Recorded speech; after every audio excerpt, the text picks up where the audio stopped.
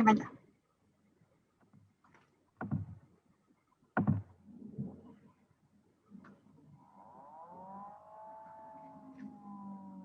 Hoy tenemos 27, 28.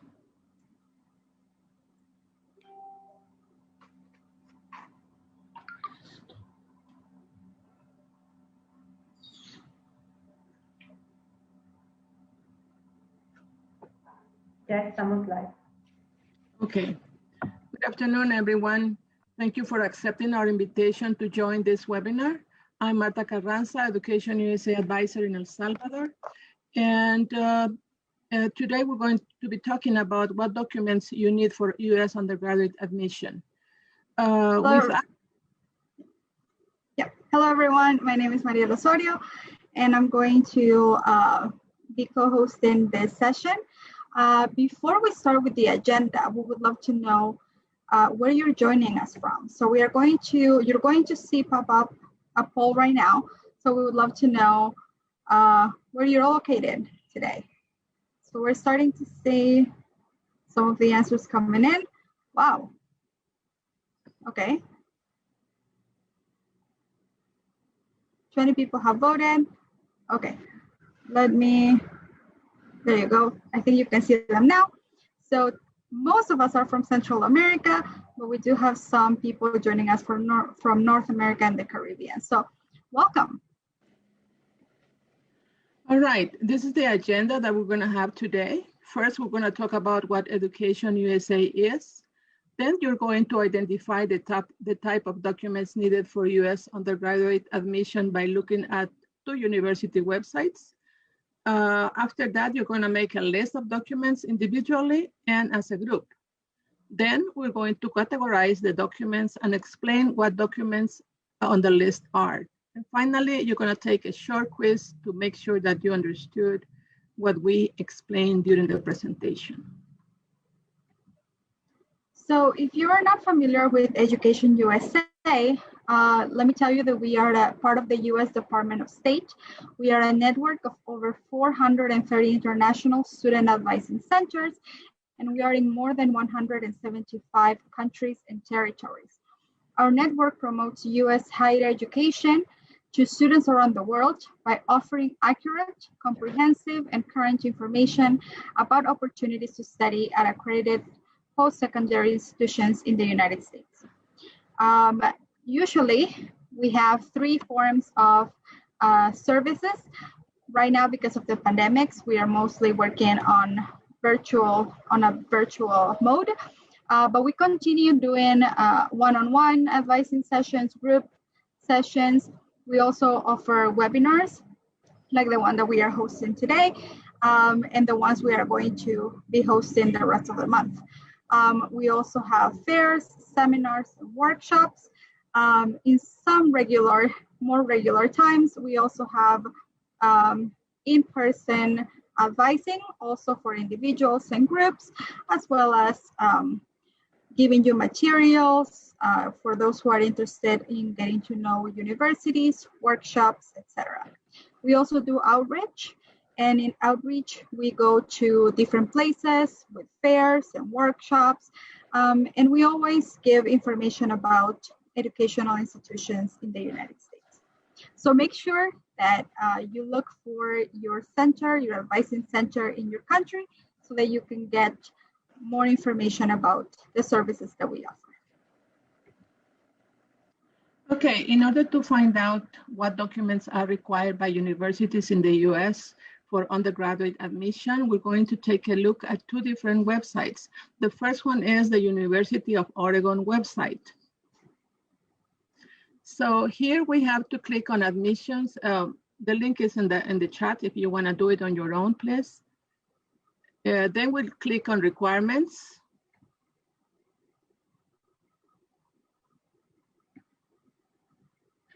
Okay, then we click on international students.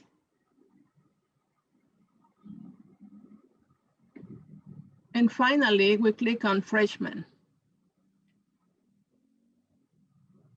Okay, we're gonna ask you to take a look at the information on this page and write down all the required documents that you can find on this page. Make a list. While you make a list, you will be listening to some music. Make sure that you get that list. You're going to need it.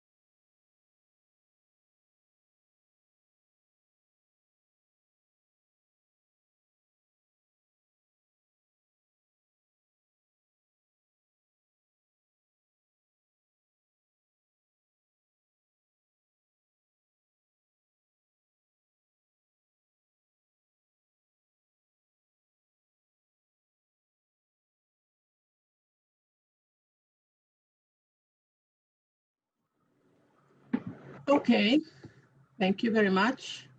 Now we're going to take a look at the Central Washington University website.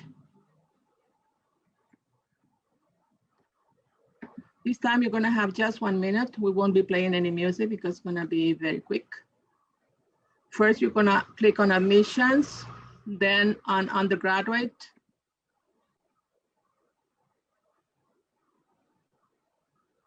Then on international students down below. Okay. And then in admissions requirements.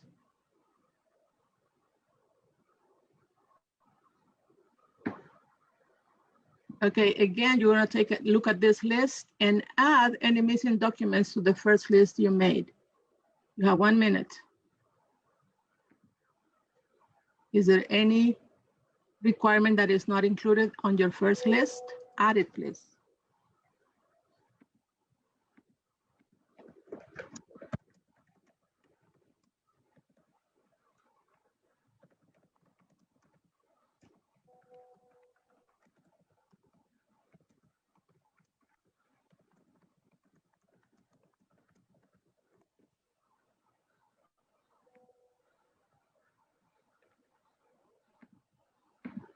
All right, very good. Now we're going to consolidate the list. Mariel, please.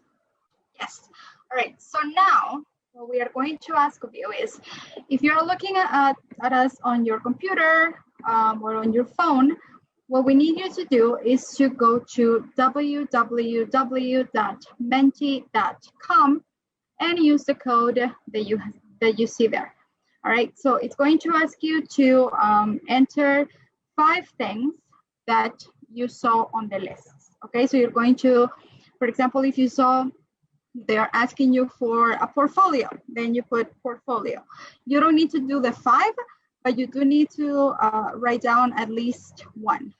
Okay, so let's give you a couple of seconds for you to go to www.menti.com, enter the code that you see over there, and start typing some of the things that you managed to write down from the lists that we looked at a second ago. We have the link on the chat as well. Oh, nice. Okay, so we are starting to look at some things coming in. Perfect. Great, great, great.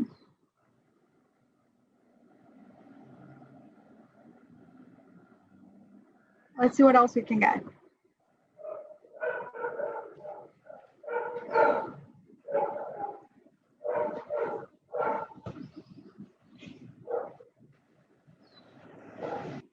All right, a couple more seconds. 5, 4, 3, 2, 1. Awesome, everybody, good job. All right, now if you notice there, those are the words that you are still typing in. That's fine, go ahead.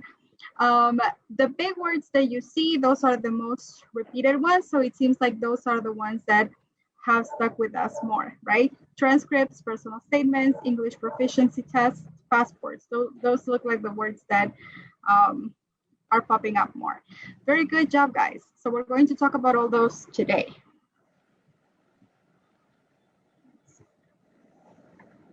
Here. Okay, thank you.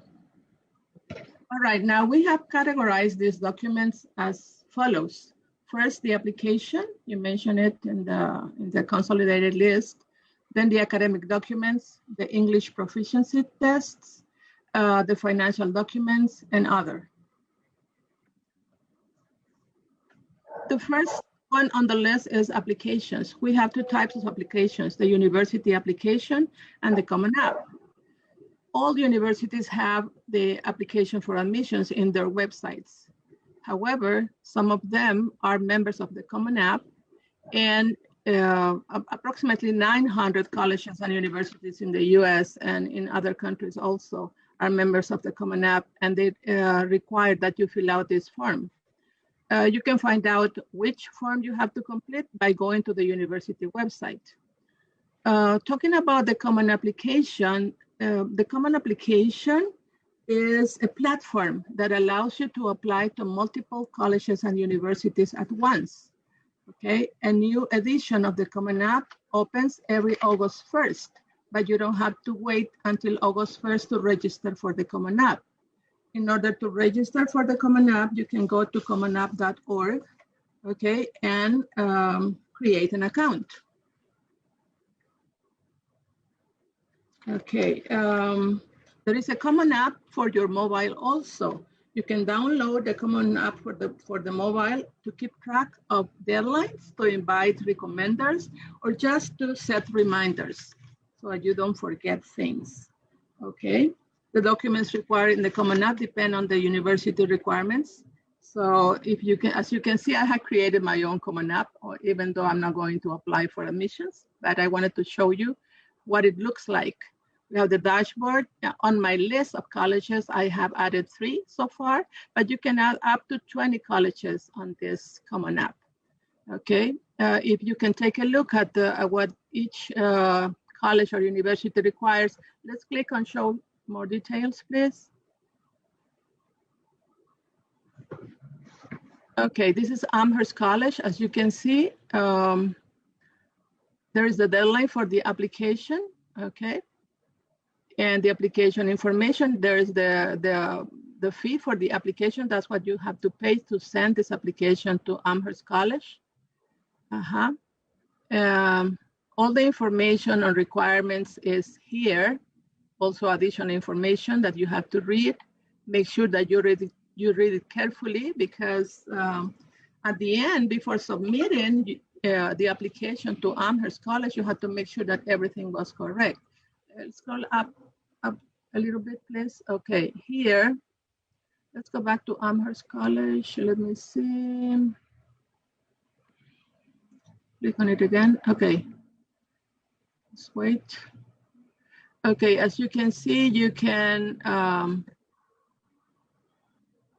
check the Common App is in progress. The questions are I haven't answered anything. I just registered for the Common App. You can choose your recommenders and send invitations for the recommenders in that link that says recommenders on FERPA. FERPA, it's a declaration that you are not going to read your recommendation letters sent by your recommenders. You waive that right, and then that's universities like it because that means that you're not going to see what other people are saying about you. Okay, so that's part of the ethics, I guess. And then we have writing questions for the statement. Let me see. This university requires supplemental documents, writing questions in progress. Writing requirements, a common app personal essay is in progress and it's required. Okay. Yeah, it says all applicants are required to submit the writing supplement. Okay, so you have to write something else. However, the University of Oregon does not require that. Can we click on that one, please? This is the one that I have completed the most. However, the Common App is in progress, the questions are in progress, I haven't answered any, the recommendations are in progress, but this college does not use a writing supplement. So every college or university is different. You have to check on that. You can add more. Can we scroll upwards? Okay, there where it says college search, can you click on that one, please?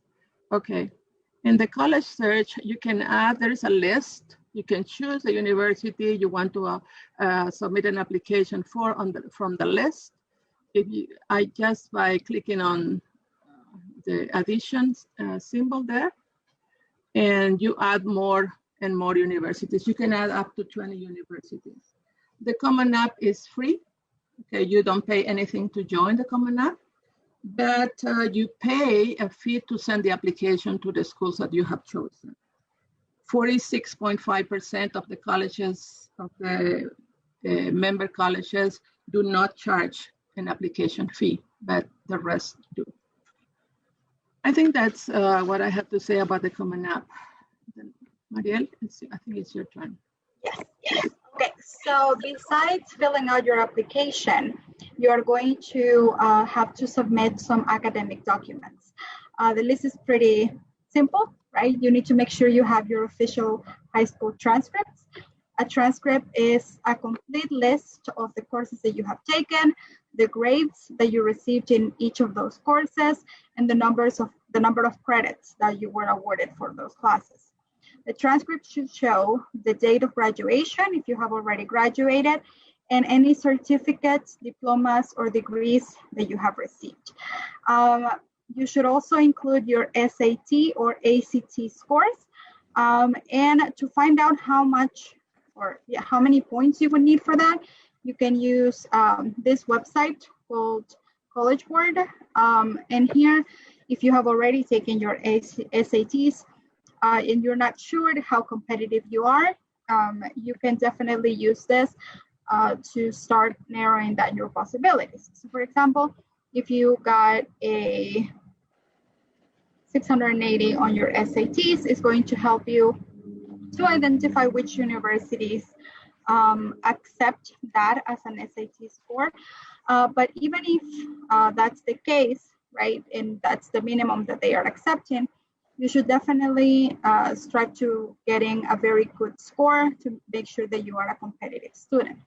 Remember also that you are more than numbers, right? So the SAT or ACT might not be the most important thing, but you still want to make sure that you are competitive in comparison to other applicants, right?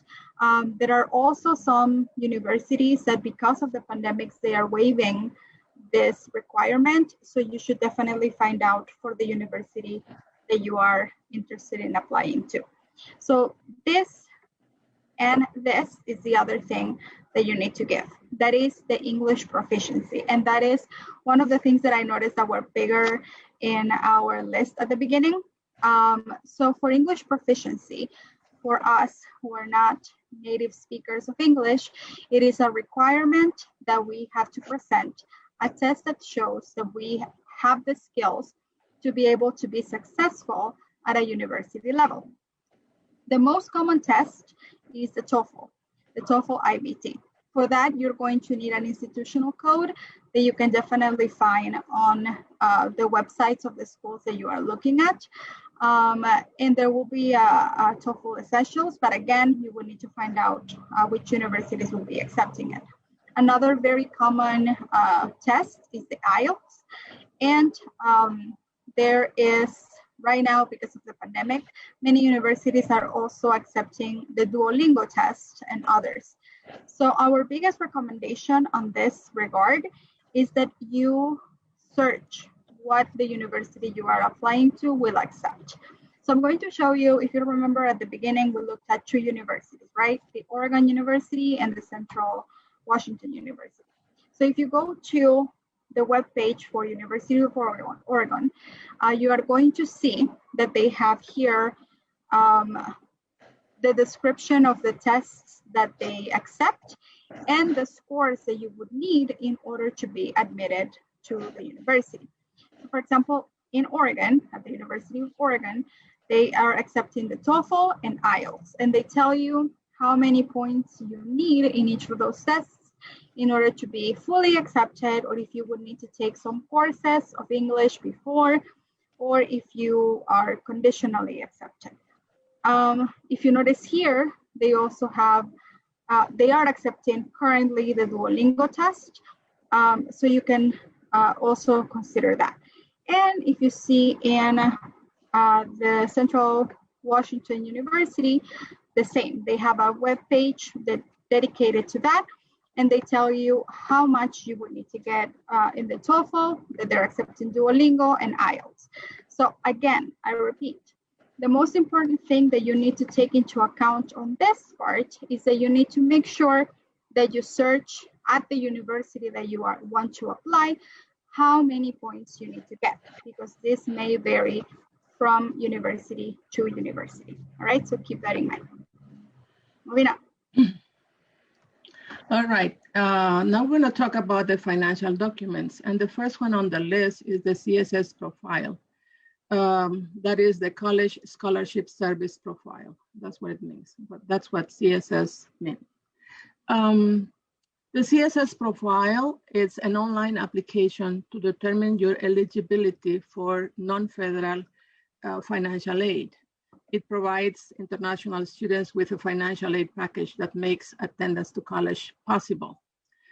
The application, the application collects information about your family's income, assets, expenses. Okay, so not most universities don't require the CSS Profile, but approximately 400 universities do require it. So you have to go to the university website to make sure that you have to fill out either just the application in its website, or the CSS Profile is also required. This is the 2021-2022 participating institutions and programs. As you can see, for example, Amherst College, the one that I have on my list, does require a CSS Profile from me. So I will have to fill out the profile and send it to them. The CSS Profile is administered by the College Board, and the cost for the first application is $25, and $16 have to be paid for each additional application of the CSS Profile. If your parents are divorced, they will also have to fill out the CSS Profile for non-custodial parents. There is a tutorial in the website for the CSS Profile, and I recommend that you watch it. It's a little bit complex to fill out this form. Most parents need support. We usually support parents who come to our office and ask for help. And as I said, not all the schools require it. The list, please. Okay, the next one on the list is the bank statement. The bank statement has to be issued by your bank, and it should show the funding that you have to cover the expenses for at least the first year. And it has to be on your name, on the student's name, or on your sponsor's name. It could be your parent, it could be someone in the United States who's gonna support you, it could be someone else, it could be a scholarship program, etc. Okay. Then the certificate of balance, that's the third one on the list. that is, a list of the movements that your account has had in the last 3 to 6 months. Okay, then we have the scholarship letter. The scholarship letter, if you are applying or if you have been awarded a scholarship from a local source, this scholarship program has to issue a letter saying what the funding is for, how much you have been awarded, and that you have to include it in the financial documents. And the last, not the last one, the one before last, the confidential balance statement, we have a model. Can we show the model, please? Okay, this is from Central Washington University. This is what it looks like. It has to be signed by you, and it has to say where the fundings are coming from. If they come from the students' personal savings, if it comes from your parents, if it comes from a sponsor, if it comes from a scholarship program, as we said before, and it has to be signed by the student and by the sponsor. And the last one on the list is the income tax return form. Those are very important. You have to collect these forms from the last 2 years. If you're applying for 2022, it would be from 2020 and 2021. Can we move on? Okay, so besides the things that we have already mentioned, you might be asked for other documents, such as the personal statement. This is an essay that you have to write. Just like I said before, the universities already have your transcripts, they have your SATs, TOEFL, etc. But like I said, you are more than numbers. And they might ask for an essay to get to know you better, to get to see if you are a good fit for their university. So there you have the personal statement. They might also ask for letters of recommendation. This is going to be most likely from teachers or from people who know you academically. I think we mentioned before this as well, that the letters of recommendation, you don't get to read them. They are sent by the recommender directly to the university. If you are going into an arts program, they might also ask you for a portfolio. A portfolio asks for or shows things that you have created. For example, if you have made a movie or if you have sculptures, paintings, anything that has to do with the arts, you might be asked to show through a portfolio. You might also need to have certified translations. That includes your transcripts, high school, and everything. So from what I saw on our little poll at the beginning, most of us are from Central America, which means that we speak Spanish, right? And that means that all of our papers are in Spanish. So we would need to make sure that those are translated into English, probably signed by an attorney. You might need to take them to the Ministry of Education. So you might have to go through different steps in order to validate those courts and make sure that they are certified. The processes might be different from country to country. So try to make sure that you research how that would work in your particular country. And a copy of passport, which is something that we saw that Central Washington University asked for, and most of the universities might ask as well. You would need it to travel anyway, so they might ask for that as proof of identification. All right, so that concludes our part of the documents that you would need to make sure that you have, but we want to make sure that you have learned something this afternoon, and for that we are going to have a little quiz. So we are going to go back to Menti.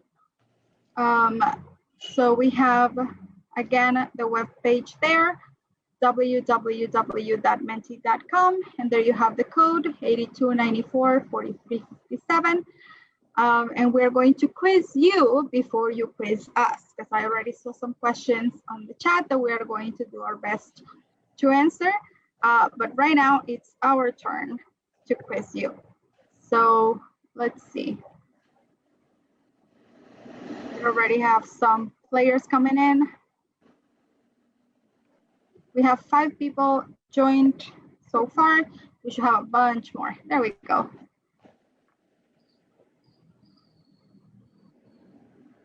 We will give you a digital high five for your participation.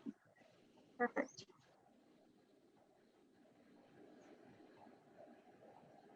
Great, great, great.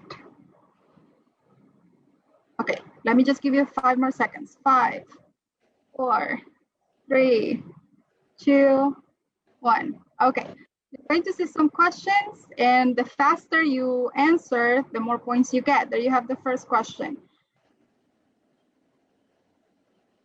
You can apply to all universities by using the Common App. Is that true or false?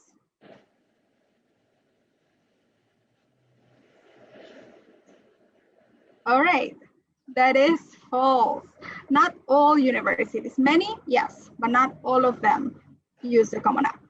All right. Go.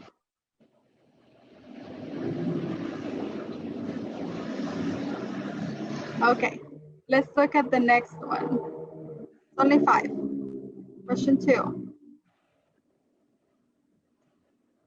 The academic documents include your high school transcripts, diploma, and SAT, ACT scores.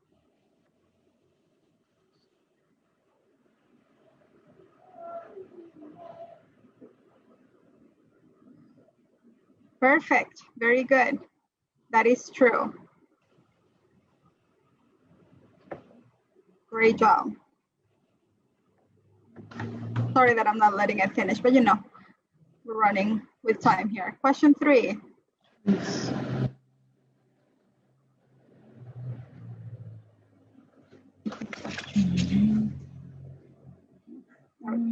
Oh, what happened to question 3? It skipped. I'm sorry. There we go. I won't touch it anymore. If you will get funds from a scholarship, you'll need to prove it with a letter. Is that true or false?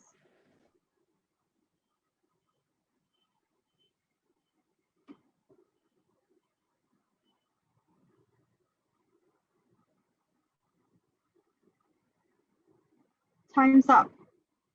Okay, very good. That is true. And the last one.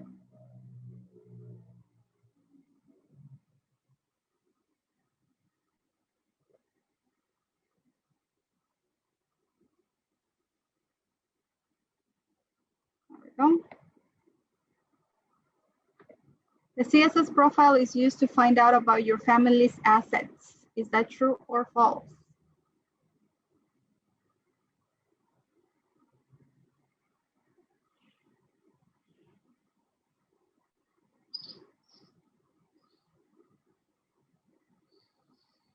Very good. That is true. Perfect, everyone. Thank you very much for participating in our little quiz. And now it is time for you to quiz us. So let's see. Oops, sorry. There we go. I saw some questions in the chat. Oh, and there were people answering here too. I'm sorry. I missed that. Okay. We have a question. Somebody has raised her hand. Iran, if you can open your microphone and ask your question.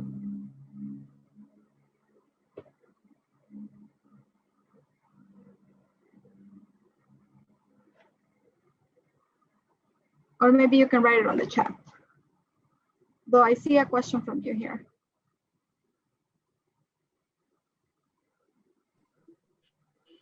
Hi, can you hear me? Yes, we can. Okay, hello. I'm interested in taking a research course to obtain information for my thesis. So these universities and courses are also part of this program? I'm not sure I understand the question because this is for undergraduate, right? So this is for freshmen who have never applied to the university before, and we're talking about the documents. The universities that we have talked about this afternoon, they are examples. They're just to see kind of what some universities are asking for, but if you are interested in a particular university, you would definitely need to research on their website to make sure that you get the most accurate information for that university.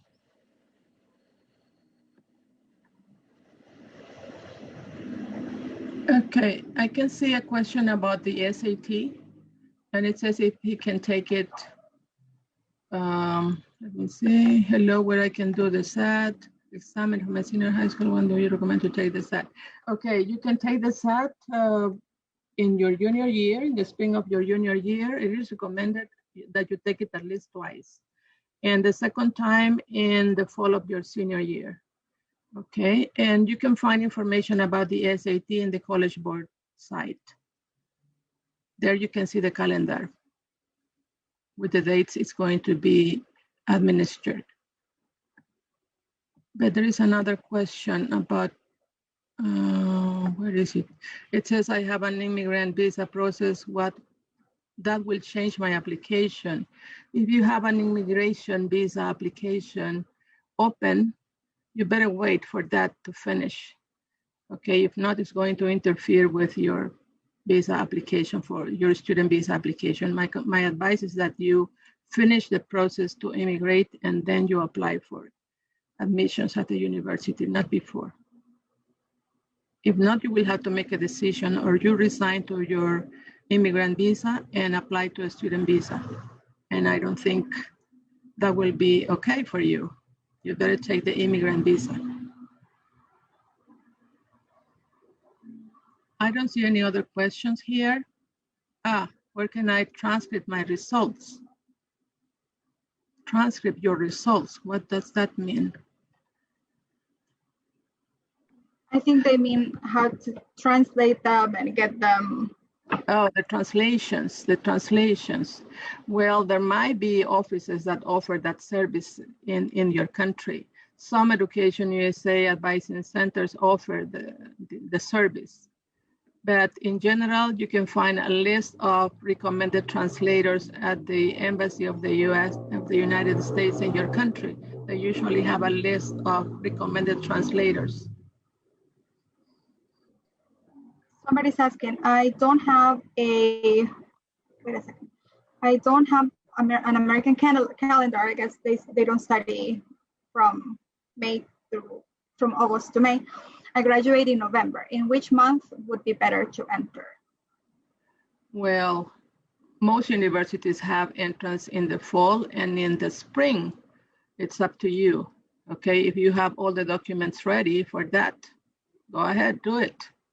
If not, you better take your time. This process is long. It takes between 12 and 18 months to complete the whole process before you go to the US for your studies. I'm not sure if we answered this question already. Can I take the SATs or ACTs more than once? Yes, I said that they can take it at least twice. They can take it as many times as they want, but it is recommended that they take it at least twice.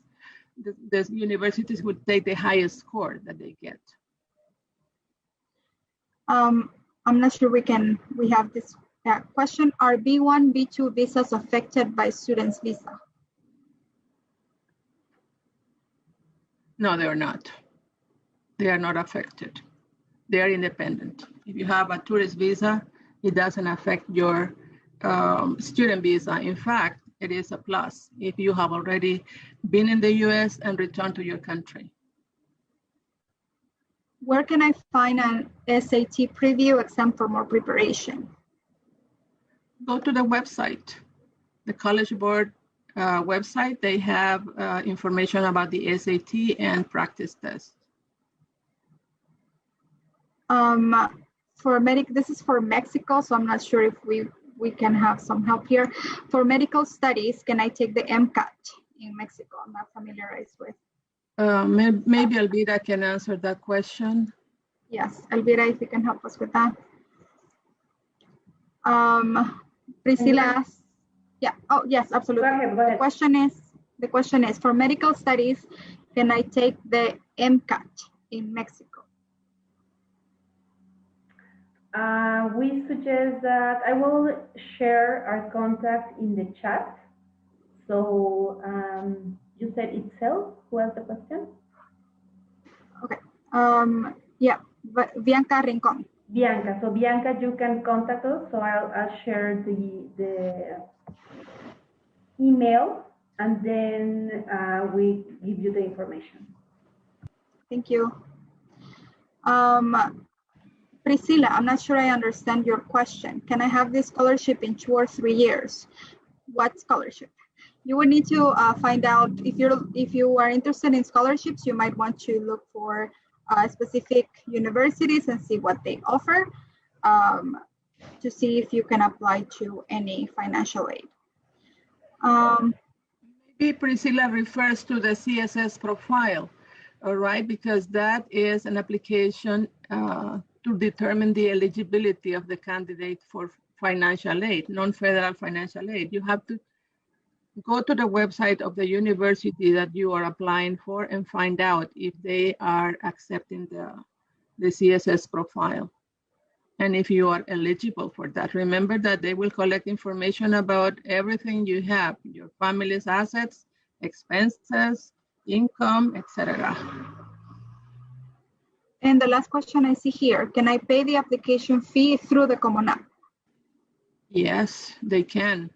If you notice, when I show you the Common App registration that I have, it says there how much you have to pay for each application. You can take a look at that.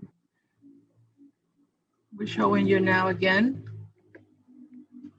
For any of them, it will tell how much. Scroll down, there it says application fees.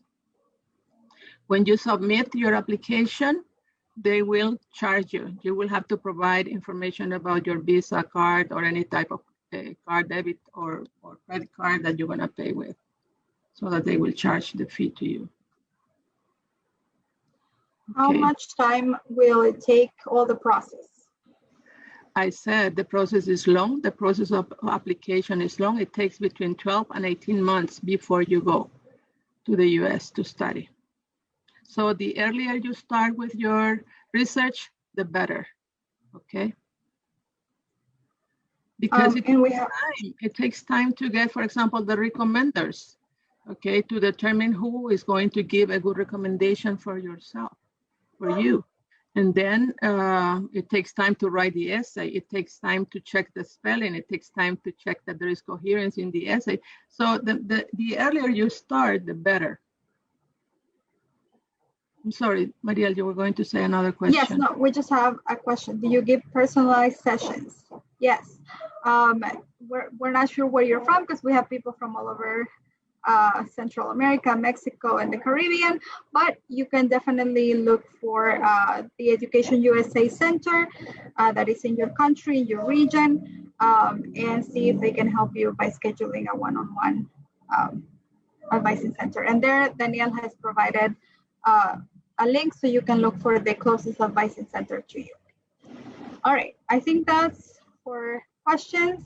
And now, okay, we're very happy that you were able to join us today. This is our first event for this year, but there are more events coming up. In this calendar, you can see the future events for May 12th, May 17th, May 19th, and May 26th. And we will also be announcing them in our social media. The next one is graduate admissions, the requirements checklist. Today we covered the requirements for undergraduate. In the next session, the requirements for graduate programs will be covered. And so on. Please feel free to join us. We will always accept your request to join us. Well, and this is it. Thank you for joining us. This is our website. Danielle also is checking it in the web chat, in the chat, I'm sorry. And thank you for joining us. thank you, everyone. Have a good evening.